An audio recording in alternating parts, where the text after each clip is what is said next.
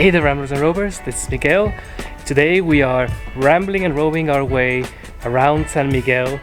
I am walking in one of the northern neighborhoods here in San Miguel, just admiring the beautiful architecture of the houses and the chill, laid-back atmosphere that you will find here in town. As you can see, it's all cobblestone streets and everything is greenery and flowers and vines on the walls, motifs, and just very beautiful houses here. So this video is going to be about what draws people to San Miguel de Allende. I have been coming here for a while now. This is probably my fourth time here in San Miguel as a traveler. I've also done a long-term stay here a couple of years ago during COVID. We were here just enjoying, like, being able to be isolating from other people, but still enjoying, you know, like the lifestyle that San Miguel affords. And I just wanted to pass that information on to you guys so that you could make an informed decision about whether you want to spend a significant amount of time here in San Miguel and whether this would be a good fit for you, or whether you should just pass it on your way to greener pastures, depending on your style. So to start with, we're gonna begin with the climate. The climate is one of the most basic things you can talk about in any destination, and San Miguel is no different. San Miguel boasts very temperate climate. If you guys don't know, San Miguel and Querétaro, like all of these different cities, are located in an area of Mexico that is known as El Bajío. El Bajío is kind of the lowlands that come right after you start descending from the central Mexican plateau, where Mexico City, Puebla, and all these other cities are. So you're still pretty high in altitude here. You can definitely feel a bite to the sunlight, like especially if you're coming out like me during the midday. You can really feel the sun because we're so high up. Not as high as Mexico City, but still decently high. But El Bajío has some of the best climate in all of Mexico, some of the most temperate.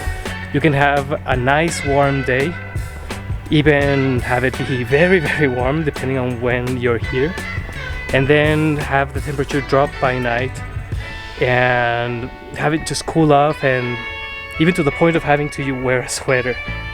So I used to live in Querétaro, which is 40 minutes away from San Miguel, and the climate in Querétaro was so temperate that even during the summer I never needed a fan or AC, which is unusual for Mexico. All I had to do was open the window and let the fresh air in, and that was all. So that's one point in favor of San Miguel. It also boasts a very vibrant cultural scene.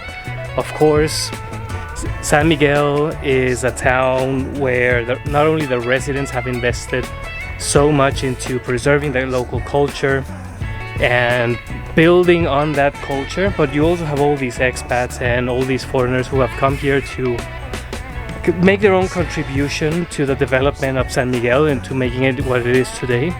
Contrary to what many YouTubers will tell you, San Miguel is not an expat town, although it could probably well become one in the near future, but it still boasts so much of its original population. It's very much a traditional Mexican town.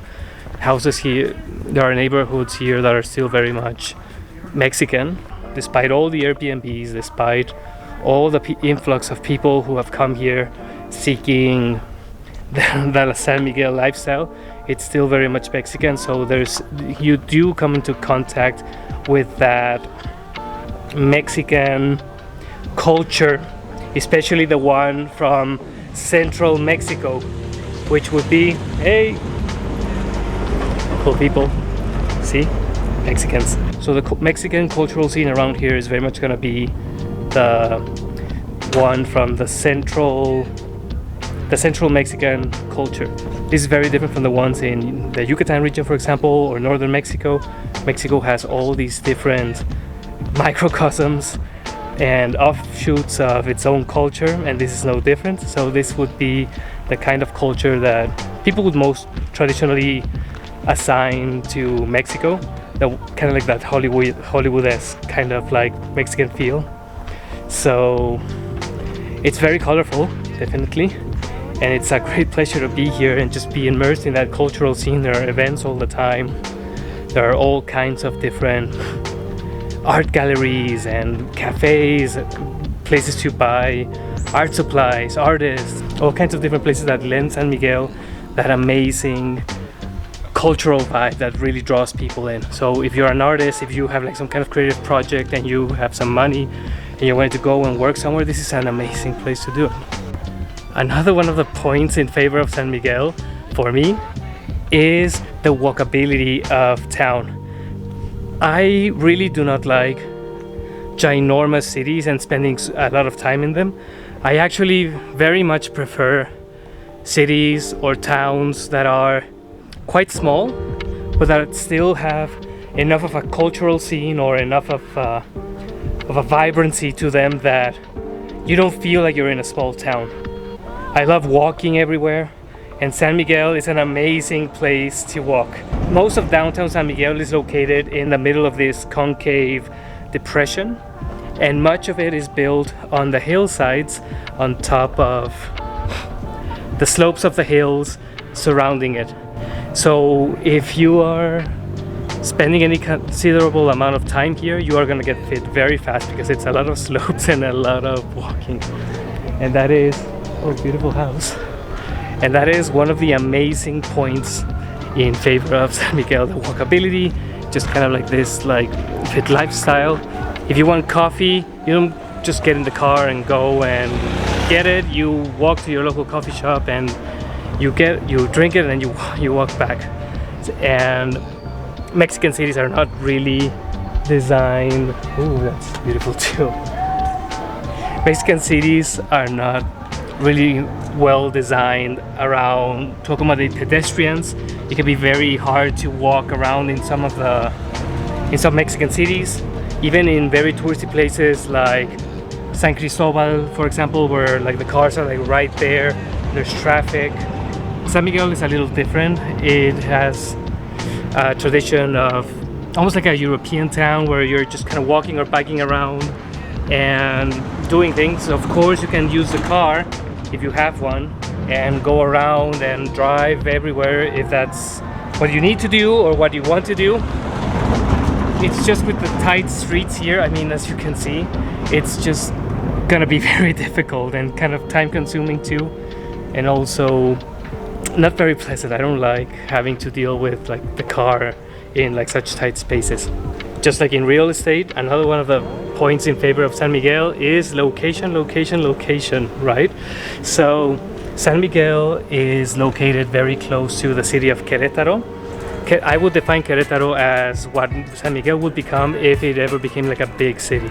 So having access to this bigger city so close to San Miguel is a big advantage because you have the airports in Querétaro.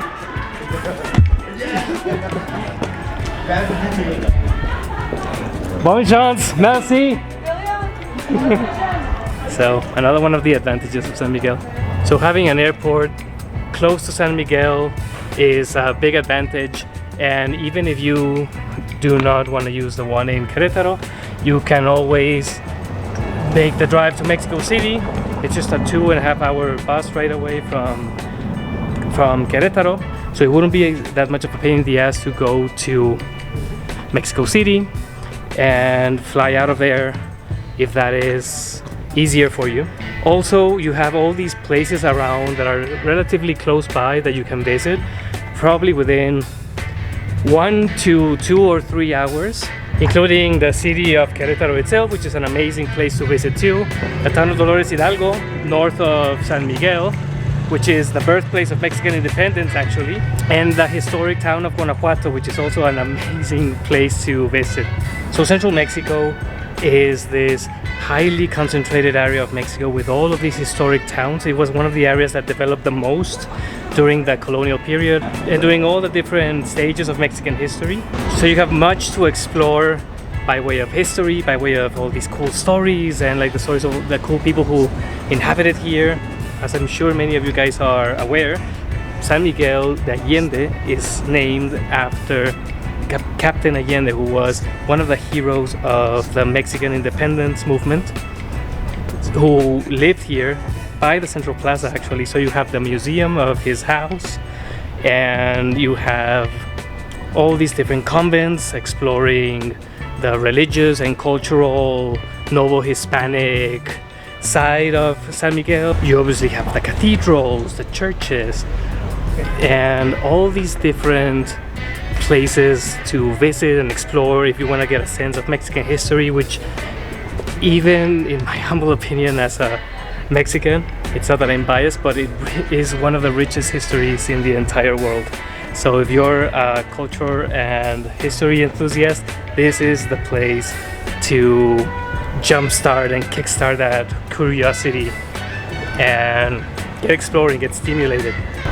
So that's it. I think I've rambled on for enough during this video, and we've had a bit of an adventure just going out on this walk.